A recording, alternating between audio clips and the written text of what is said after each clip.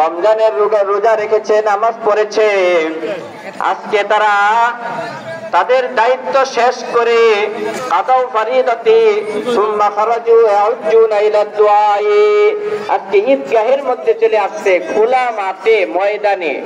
ঈদগাহের নামাজ মাঠের মধ্যে পড়াই সুন্নাত, উযর থাকলে মসজিদে পড়তে পারে, কিন্তু উযর ছাড়া খোলা মাঠে নামাজ পড়াটাই সুন্নাত মাঠের মধ্যে। তো সুম্মা খারাজু ইয়াউজুনা ইলা দুআই, আল্লাহ তাআলা বলেন, আল্লাহ তাআলার সাধারণ একটা কথাই যথেষ্ট, কিন্তু তারপরে অনেক কসম করে শপথ করে বলতেছেন, ওয়া ইজ্জতি ওয়া জালালি ওয়া কারামি ওয়া উলুবি ওয়া ইরতিফাই মাকানি লা উজিবান্নাহুম।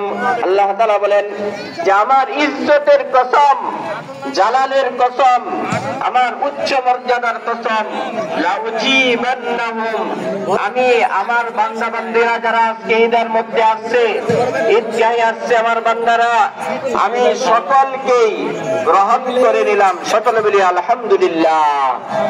কোন ধর্মের মধ্যে এই ডিক্লেয়ার নাই যে তাদের ইবাদত, তাদের পূজা মণ্ডপ, তাদের এই ইবাদত গুলি কবুল করা হয়।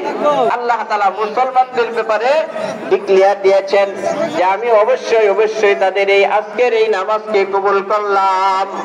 শুধু তাই নয়, ফায়াকুলু ইরজিউ কাদ গাফারতু লাকুম ওয়া বাদদালতু সাইয়্যাতিকুম হাসানাত, এবং বলা হয় যে বলে দেন ফায়াকুলু ইরজিউ কাদ গাফারতু লাকুম, নিশ্চয়ই আমি তোমাদেরকে ক্ষমা করে দিলাম, কাদ গাফারতু লাকুম ওয়া বাদদালতু সাইয়্যাতিকুম হাসানাত, এবং তোমাদের সাইয়্যা গুনাহগুলি নেকের দ্বারা পরিবর্তন করে দিলাম। সকলে মিলে আলহামদুলিল্লাহ। আমরা অনেকে ঈদের নামাজ পাই না, অনেকে পড়ি না, মার্কেট টার্গেট কইরা, বাজার সদাই কইরা, গরু গাছুর দয়া এরম ভাবে আসি যে নামাজ এই গেছে গা, নামাজ এই নাই। অথচ আজকের এই ঈদের দিনে মেহমান হিসাবে আল্লাহ তাআলা আমাদেরকে সম্বোধন করেছেন।